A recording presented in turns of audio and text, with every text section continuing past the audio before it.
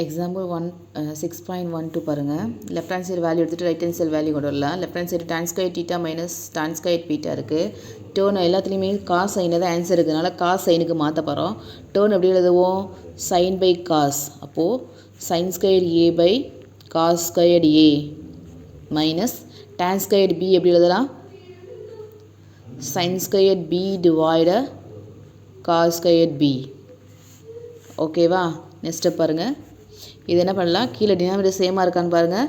ரெண்டும் சேம் கிடையாது. காசு இருக்குது, சேம்னு நினச்சிடக்கூடாது. இது ஏ இருக்குது, இங்கே பி இருக்குது. ஓகேவா? அப்போ சேமாக இல்லை, டினாமினேட்டர் சேமாக இல்லை அப்படின்னா என்ன பண்ணிடுவோம்? அடுத்தது கிராஸ் ப்ராடக்ட் பண்ணுவோம் இல்லையா? அப்போ இது எங்கேயும் கிராஸ் ப்ராடக்ட் பண்ணிடலாம். அப்போ என்ன வேல்யூ கிடைக்கும்? Sine squared A cos squared B minus cos squared A sine squared B divided cos squared A cos squared B. ஓகேவா? இது ரெண்டையும் இப்படி கிராஸ் பண்ணோம் அப்படின்னா இதை எங்கேயும் கிராஸ் பண்ணிட்டோம் அப்படின்னா இது ரெண்டையும் இன்ட்டில் கீழே எழுதி ரெண்டு வாயில். ஓகேவா? நெக்ஸ்ட் ஸ்டெப் பாருங்கள். இது ஃபுல்லாகவே இந்த காஸ் ஸ்கொயர்டு பிக்கு பதில் அந்த காஸ் ஸ்கொயர்டுக்கு பதிலாக என்ன பண்ண போகிறேன் அப்படின்னா சைன் ஃபார்மேட்டில் எழுத போகிறேன். ஓகேவா? ஏன் அப்படின்னா மேலே இருக்க ஆன்சர் எதில் இருக்குது அப்படின்னா சைனில் தான் இருக்குது அப்படிங்கிறதுனால இந்த காசு ரெண்டையும் என்ன பண்ண போகிறோம்? சைனுக்கு சேஞ்ச் பண்ண போகிறோம். நமக்கு இதை பார்த்தோன்னே நமக்கு என்ன ஃபார்முலாயாக வந்துடும்? Cos square theta plus sine square தீட்டாவோட வேல்யூ அளவு 1. Cos square theta plus sine square தீட்டாவோட வேல்யூ அளவு 1. அப்போது cos square theta equal to 1 minus sine square theta இல்லையா? இப்போ இங்கே அப்ளை பண்ணிடலாமா? அந்த சைன் ஸ்கொயர் ஏ இங்கே பாருங்கள். காசு பண்ண வரும் 1 மைனஸ் சைன் ஸ்கொயர் என்ன இருக்குது இங்கே?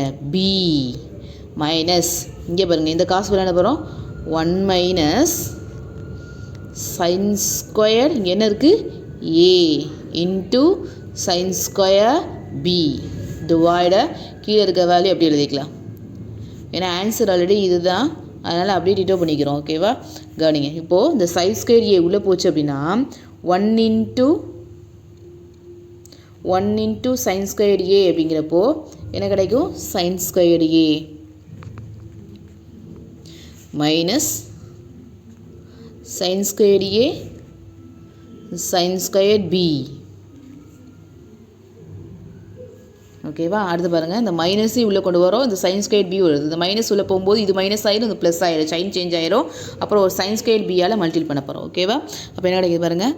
Minus sine square B minus into minus plus sine squared A sine squared B.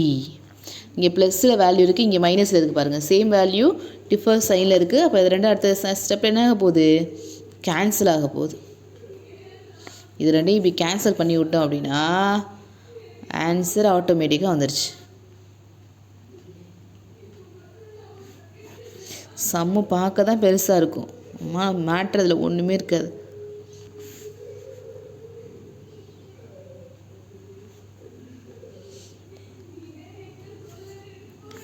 Box பண்ணிடலாமா ஆன்சரை? ஓகேவா? ஃபஸ்ட்டு